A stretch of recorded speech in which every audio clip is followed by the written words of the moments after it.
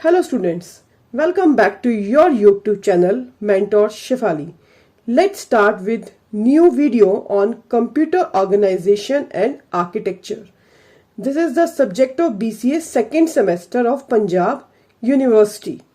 जैसे कि आप लोगों के फाइनल एग्जाम्स स्टार्ट होने वाले हैं और आप लोगों का सिलेबस भी जो है कवर हो चुका है, तो मैं कुछ इंपॉर्टेंट क्वेश्चंस जो लेके आई हूँ कंप्लीट सिलेबस में से कंप्यूटर ऑर्गेनाइजेशन के, जो मेरे अकॉर्डिंग आपको एग्जाम में, मेरे एक्सपीरियंस के अकॉर्डिंग एग्जाम में आप लोगों को मिलने के चांसेस हैं। नंबर 16 हमारा आता है बहुत easy, define hardware, explain the working of any two physical components of a computer. सबसे पहले हार्डवेयर की definition, computer hardware includes the physical part of the computer. Hardware is that जिसको आप हाथ लगा सकते हो, देख सकते हो, वो हमारा हार्डवेयर हो गया। अब कुछ एग्जाम्पल या कंपोनेंट्स मैंने फिजिकल हार्डवेयर के बताए हुए हैं, जैसे कि CPU, RAM, monitor, mouse, keyboard, computer data storage, graphic card, sound card, speakers and motherboard. These all are the physical components of a computer or the example of hardware. Question के according explain the working of any two physical component of a computer. आप कोई भी दो component उठाना, चाहे CPU उठाना, चाहे keyboard उठाना, जो भी आपको आता है, कोई भी कंपोनेंट आप दो लेना और उसको एक्सप्लेन कर देना. तो this is the answer of define hardware. Our next question is what is stored program architecture and it's working. Von Neumann architecture uses the concept of stored program architecture. Keep in mind, the basic structure of almost every computer system ever made is based on the stored program architecture that was designed in 1945 and designed by the mathematician John von Neumann. He described a computer architecture where data and instruction would be stored in a memory. तो this is the working of the stored program architecture. जैसे कि इसके अंदर मैंने ये चीज बताई है कि जो बेसिक आर्किटेक्चर है हर एक सिस्टम का, that is totally based on the stored program architecture. So this is the short answer of this question. You can elaborate yourself and it all depends on your marks. Come to the next question. हाँ देखिए, अभी continue चल रहा है question. This is a diagram of the stored program architecture. In this diagram you can see the stored program architecture is involved into a system with a single system bus. इसमें single bus जो है use करी गई है. Although this makes system more practical from a physical construction point of view, it does not allow the system to fetch program instructions and access data at the same time. This limitation is sometimes referred to as von Neumann bottleneck. This is a disadvantage of this system. कि यहाँ पर जो है हम लोग single system बस जो है यूज कर रहे हैं. तो come to the next question. What is micro instruction and define arithmetic and logical based micro instruction. Micro instruction you can say it's a very small instruction. और अगर definition देखते हैं, micro instruction is used to contain a set of bits in the control memory. With the help of some bits we are able to start the micro operation. इन छोटी छोटी bits से जो हम अपना काम जो है करना शुरू करते हैं, ऑपरेशन शुरू करते हैं computer registers. The remaining bits of micro instructions are used to specify the method by which we are able to obtain the next address. यहाँ पे हमने माइक्रो इंस्ट्रक्शन को दो पार्ट में किया है, arithmetic based micro instruction and the logical based micro instruction. First we will discuss the arithmetic micro operation. It performs operation on numeric data stored in the register. We can perform 6 basic arithmetic micro operations like add, subtraction, increment, decrement, ones complement and twos complement. Second one is our logic micro instruction. This is called bitwise operation. They work on the individual bits of the data and they are very useful for bit manipulation on binary data and also useful for making logical decision based on the bit value. There are in principle 6 different logic functions that can be defined over 2 binary input. So this is the definition of logic micro operation. Next question is, what is computer virus and what are various symptoms and indicates the infection of a PC by a virus and how virus can be removed. Everybody knows what is computer virus. अब हम लोगों को पता तो होता है कि virus क्या है, उसके सिम्टम्स क्या है, क्या चीज है. मैक्सिमम क्वेश्चंस हम लोगों को आते होते हैं, लेकिन हम लोगों को उसको लिखना नहीं आता. लिखने के लिए आपको कंटेंट चाहिए. कंटेंट के लिए आपको पढ़ना पड़ेगा, रीड करना पड़ेगा. तो सबसे पहले अब हम यहाँ बात करते हैं कि कंप्यूटर वायरस क्या होता है. Computer virus is a type of malware that attached to the another program and can replicate and spread to the computer. इससे कंप्यूटर जो है हमारा हार्म हो जाता है.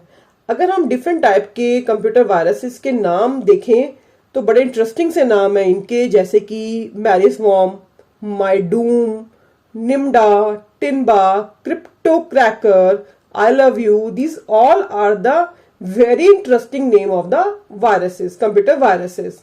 अब कंप्यूटर वायरसेस करते क्या है?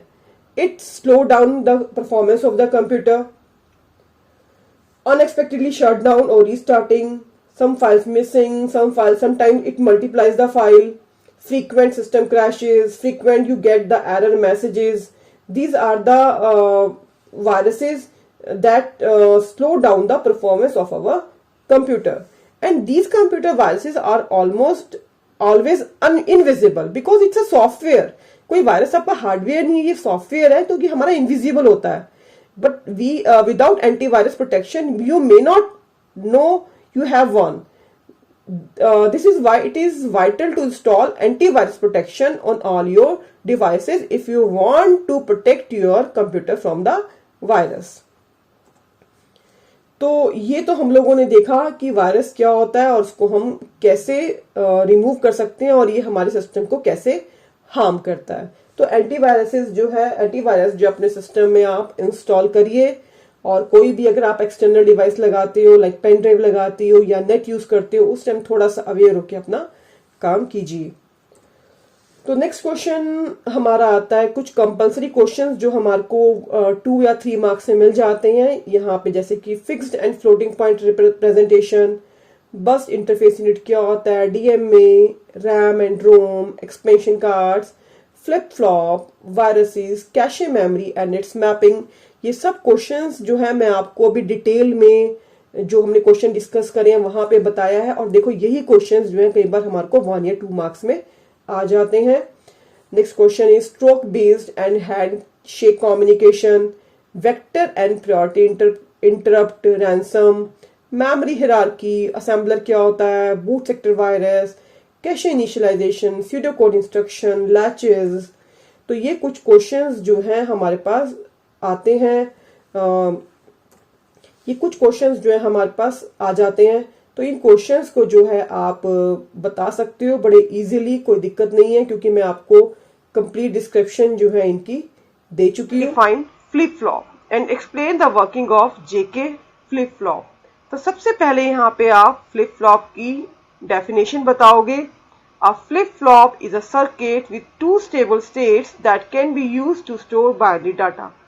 अभी यहाँ पे जो मैंने डेफिनेशन बताई है, यहाँ पे अभी आपको एक लाइन की बताई है, तो आप इसको प्रॉपर डिटेल में बताओगे. उसके बाद जो जेके फ्लिप फ्लॉप है उसकी वर्किंग लिखोगे. अब ये नहीं कि सिर्फ जेके फ्लिप फ्लॉप ही हमारे पास आएगा एग्जाम में, कोई भी फ्लिप फ्लॉप आ सकता है. तो यहाँ पे मैंने जो है जेके फ्लिप फ्लॉप की बात करी है, उसकी वर्किंग बताओगे. वर्किंग बताने के बाद आपको सर्किट डायग्राम बनाना है जेके फ्लिप फ्लॉप का. तो इसी तरह कोई भी फ्लिप फ्लॉप जो है एग्जाम में पूछा जा सकता है. तो अब हम आते हैं अपने नेक्स्ट क्वेश्चन की तरफ. नेक्स्ट क्वेश्चन है हमारा, what do you mean bye decoder, explain 3/8 decoder. तो सबसे पहले वैसे ही जैसे फ्लिप फ्लॉप में किया था, यहाँ पे आप डिकोडर की डेफिनेशन लिखोगे जैसे मैंने यहाँ लिखी हुई है. A decoder is a circuit that change the code into a set of signals. It is called decoder because it does the reverse of encoding. तो यहाँ मैंने 2 लाइन में इसकी डेफिनेशन बताई है. अब आपको डिपेंड करता है कि आपका क्वेश्चन कितने मार्क्स का है, उस अकॉर्डिंग जो है आप क्वेश्चन की जो है डिटेल दोगे यहाँ पे मैं ब्रीफ डिस्क्रिप्शन देके चल रही हूँ हर एक क्वेश्चन का। मैं इनकी फुल वीडियोस भी लेके आऊंगी कंप्लीट चैप्टर्स की, तो उन चैप्टर्स की जो वीडियोस आप देख के कंप्लीट चैप्टर वहां से देख सकते हो। यहाँ पे हम ब्रीफ डिस्क्रिप्शन कर रहे हैं। तो यहाँ पे इस क्वेश्चन में मैंने पूछा है एक्सप्लेन 3/8 डिकोडर। तो 3/8 डिकोडर के अंदर जो है हमारे पास 3 इनपुट्स होंगे, जबकि हमने यहाँ ले रखे हैं ABC, और 8 आउटपुट्स होंगे जिनको हमने नंबरिंग कर रखी है 8D0 से लेके D7 तक। अब हम इसका डायग्राम देखते हैं, लॉजिक डायग्राम देखते हैं। तो यहाँ आप लॉजिक डायग्राम देख सकते हैं उसका। ABC जो है हमारे इनपुट्स हैं, बाकी जो है हमारे D0 से लेके D7 तक जो है इसके आउटपुट हैं। इसकी आपको डायग्राम बनाने के बाद इसकी डिस्क्रिप्शन भी आप लोगों को बतानी है। तो नेक्स्ट क्वेश्चन हमारा आता है what is the description of pins of 8085 micro processor. अब यहाँ पे माइक्रो प्रोसेसर 8085 के 40 पिंस के बारे में पूछा गया है। यहाँ पे क्वेश्चन था 40 पिंस, मैंने कहा 40 लिखना भूल गई। तो सबसे पहले यहाँ पे आपने 8085 के बारे में बताना है। जैसे कि मैंने लिखा है कि जो 8085 है it's a eight bit microprocessor and it operates on 8 bit. फिर मैंने इसका एड्रेस बस का साइज बताया है 16 बिट्स, इसका मेमोरी का एड्रेस का है 64 KB, और 8085 microprocessor is an IC with 40 pins and operate with 5 voltage power supply. उसके बाद आपने 8085 की पिन कॉन्फ़िगरेशन का डायग्राम बनाना है और उसकी डिस्क्रिप्शन देनी है। जैसे कि 40 पिन माइक्रोप्रोसेसर को हमने 6 ग्रुप्स में डिवाइड किया है। पहली है हमारी एड्रेस बस, डाटा बस, second one, next control signal and status signal, next one is power supply and frequency, and the next one is externally started signals, and the last one is serial input output port। अब वही बात आती है, अपने question का number देख लीजिए, उसके अकॉर्डिंग अटेम्प्ट करो। अगर क्वेश्चन का नंबर 13 मार्क्स में है तो अब हर एक 6 ग्रुप्स को जो है यहाँ पे डिफाइन करोगे। इसका डायग्राम अब अगले पेज पे देखते हैं। ये है हमारा पिन डायग्राम माइक्रो प्रोसेसर का। This is a 40 pin diagram of micro processor. तो ऐसे जितने जितने पार्ट्स हैं, एड्रेस बस, डाटा बस, इंटरप्ट, अब हर एक पार्ट को जो है डिफाइन करोगे यहाँ पर। Come to the next question. Next question भी हमारा माइक्रो प्रोसेसर के ऊपर है। यहाँ पे माइक्रो प्रोसेसर का ब्लॉक डायग्राम पूछा गया। This is very simple question.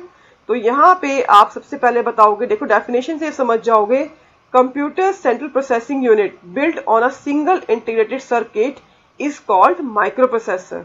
The microprocessor contains the millions of tiny components like transistors, resistors and diodes that work together। उसके बाद आप इसका ब्लॉक डायग्राम बनाओगे जैसे कि क्वेश्चन में पूछा गया है, और ब्लॉक डायग्राम आपके सामने बना हुआ है। ये आपने फर्स्ट सेमेस्टर में अपने कंप्यूटर फंडामेंटल के अंदर भी सब्जेक्ट क्वेश्चन किया था, उस सब्जेक्ट के अंदर।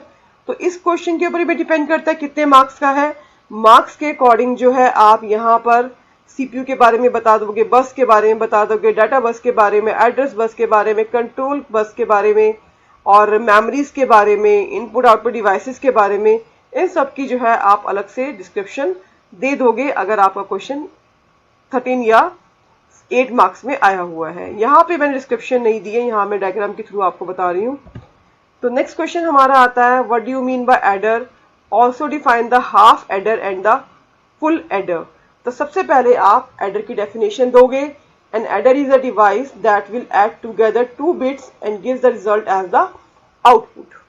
वही बात हो गई। इसकी आप यहाँ मैंने ब्रीफ में बताया, आप इसकी डिटेल में बता सकते हो। तो एडर्स को 2 पार्ट में डिवाइड किया है, half adder and full adder. तो हाफ एडर आपके सामने ये बना हुआ है और इसका डायग्राम भी बनाया हुआ है हाफ एडर का मैंने। अब अगले पेज पे मैंने हाफ एडर का ब्लॉक ट्रुथ टेबल भी बनाया है और ब्लॉक डायग्राम भी बनाया है। आप देखिए पहला हमारा ब्लॉक डायग्राम है और ये नेक्स्ट हमारा ट्रुथ टेबल है। ट्रुथ टेबल में हमारे इनपुट में A एंड B है और आउटपुट में हमारे सम एंड कैरी हैं। तो देखिए यहाँ पे मैंने क्या बताया है कि जो A and B are the inputs मैं बता चुकी हूँ आपको, and sum and carry are the outputs. अब देखो बड़ी इजी बात यहाँ क्या लिखी हुई है, the carry output is 0। Carry output 0 होगा उस केस में where both the inputs are not 1, जहां पे दोनों ही इनपुट 1 नहीं होंगे। तो आप देख सकते हैं ट्रुथ टेबल उसी के अकॉर्डिंग बना हुआ है। ऐसे लास्ट वन लिखा हुआ है the least significant bit of the sum is defined by the sum bit. तो हम नेक्स्ट आते हैं अगले फुल एडर की तरफ। अभी हमने हाफ एडर पढ़ा। देखो half adder, the half adder is used to add only 2 numbers. जो हाफ एडर होता था हमारे 2 नंबर ऐड करने का काम आता था। इस प्रॉब्लम को सॉल्व करने के लिए हमने फुल एडर का यूज किया and it is use to add 3 1 bit binary number A, B and carry C and the full adder has 3 input state and 2 output state sum and carry। आप इसके diagram से भी ये चीज को देख सकते हो। अब हम इसके ब्लॉक डायग्राम पे आते हैं और ट्रुथ टेबल पे आते हैं। ये इसका ब्लॉक डायग्राम बना हुआ है और ट्रुथ टेबल बना हुआ है, इसको भी आप देखिए और समझिए। अगर आपको डिटेल में देखना है तो मेरी दूसरी वीडियोस हैं, उनमें आप देखिए, इसको समझिए। अभी यहाँ मैं सिर्फ क्वेश्चंस बता रही हूँ आपको इंपॉर्टेंट। तो नेक्स्ट क्वेश्चन यहाँ पे आएंगे, डिफाइन काउंटर। काउंटर क्या है? काउंटर के सबसे पहले हमने इंट्रोडक्शन दी। A special type of sequential circuit use to count the pulse is known as counter. ठीक है, तो यहाँ पे आप काउंटर की इंट्रोडक्शन लिखोगे, उसकी डेफिनेशन लिखोगे, उसके बाद उसका ट्रुथ टेबल बनाओगे जैसे कि मैंने बनाया हुआ है। उसके बाद मैंने काउंटर्स को 2 पार्ट में डिवाइड किया है, asynchronous counter and the synchronous counter. अब देखिए, आप इस असिंक्रोनियस काउंटर के बारे में मैंने यहाँ लिखा है, if the flip flops do not receive the same clock signal then the counter is called asynchronous counter. Synchronous में पैरेलल काउंटर्स होते हैं, जैसे कि डेफिनेशन देखिए इसकी। Synchronous counters are sometimes called parallel counter as the clock is fed in parallel to all flip flops. So this is the difference between the asynchronous counter and the synchronous counter। तो अब हम आते हैं next question की तरफ। What do you mean by encoder? Encoder क्या होता है? अभी हमने पहले क्वेश्चन पढ़ा था डिकोडर, वहां पे हमने 3/8 का डिकोडर भी पढ़ा था। इसी तरह यहाँ पे हम लोग देख रहे हैं कि डिकोडर क्या होता है। यहाँ पे डिकोडर की इंट्रोडक्शन दी हुई है, डेफिनेशन दी हुई है हम लोगों ने, इसको आप देखिए। जैसे कि the combinational circuit that change the binary information into n output lines are known as encoder. अब जो डेफिनेशन मैंने बोली है एग्जैक्टली वही डायग्राम के अंदर यहाँ पर बना हुआ है। अब एनकोडर की डेफिनेशन मैंने यहाँ लिखी है।